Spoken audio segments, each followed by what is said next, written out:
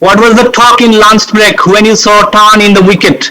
How do you explain their collapse? Bangladesh played only 2 spinner in this track.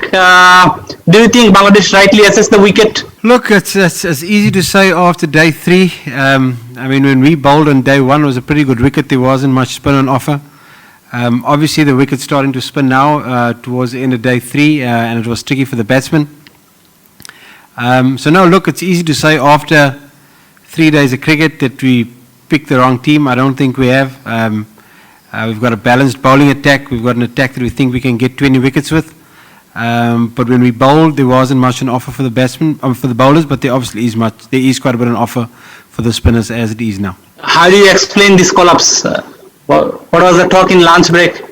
Look, it's a combination of a few factors, I suppose. I think guys have just spent so much time in the field over the last 4 or 5 days. They're probably a little bit mentally fatigued after being in the field for so many overs. I think we've been in the field for about 370 overs in the last 4 or 5 days, and that obviously wears you down as a cricketer, physically and mentally. So that could be one of the reasons. Obviously, there were 1 or 2 soft dismissals, but we've still got a second innings. We've got to make sure we get ourselves mentally prepared for, and I think that's going to be important for us. Russell, my first question is, do you want to give thanks to Sri Lanka that it sent you in the second innings batting in follow-on? And another one I want to know, that do you think that is this the lacking of Bangladesh cricketers, that they didn't play much first-class matches in their country? Look, there's still a lot of cricket to be played here. There's no need to be thanking Sri Lanka for anything. There's a lot of cricket to be played over the next couple of days. As you can see, obviously not that easy to bat now. And regarding Bangladesh first-class cricket, obviously with COVID and all sorts of things happening at the moment, it's been difficult. I know there were a few rounds scheduled and had to be postponed after the first round or maybe the second round. So the guys didn't get in a lot of 4-day cricket. But like I said, that's no excuse. We prepared really well. We played really well in the first test, but probably just mentally fatigued this afternoon and in today's performance. Russell, obviously Tamim came out with a lot of shots against the 2 spinners, and then Mushfiq also looked comfortable at times, hitting 6 or 7 boundaries of the spinners, and then Mominul also wasn't looking that bad. You think the collapse or their dismissals were more down to mental fatigue, or do you think it had to do with the pitch or the bowler? Yeah, look, I suppose a combination of both. The 3 of them were looking set and playing well, but like I said earlier, the guys have worked really hard. They've been trying really hard. They've putting in the hours in the field. They've been putting in the hours in the nets. And unfortunately today, we just came unstuck, made some poor decisions, I suppose, when we were batting. But like I said earlier, we've spent so much time in the field. I suppose all teams reach a little bit of a breaking point, and our breaking point came a bit this afternoon when we were batting. So yeah, it's been a tough day for us, but like I said, we've still got to try and be positive, and there's still a lot of cricket to be played, and we've got to make sure the guys are in a good frame of mind tomorrow when we bowl, try and pick up a few more early wickets, and then you never quite know in cricket, anything's possible, so we've got to make sure that we're still positive going into day 4 tomorrow.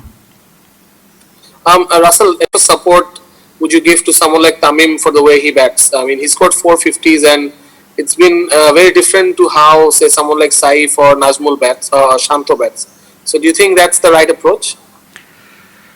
Look, we've got, I mean, in our particular lineup at the moment, we've got 4 or 5 players who haven't played 10 test matches yet, so there's quite a lot of experience.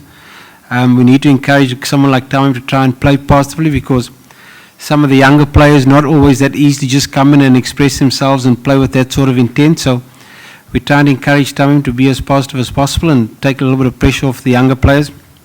But look, it's not just about Tamim, it's a batting unit.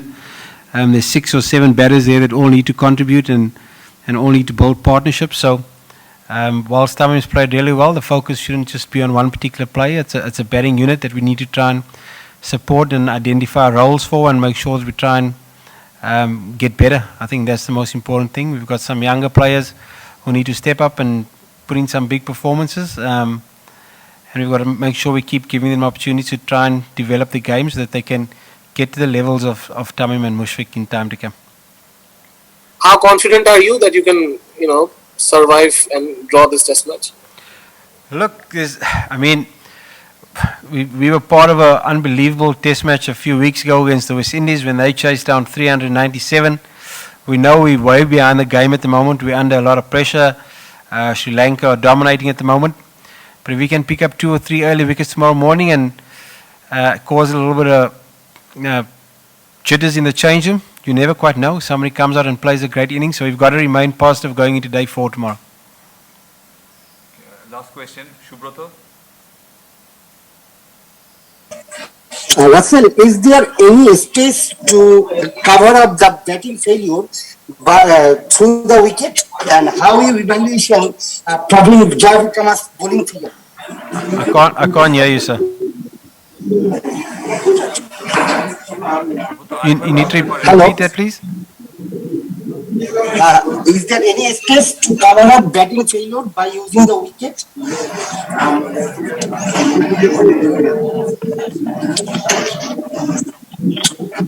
Is there an excuse for the batting failure? Is that the question? Yeah.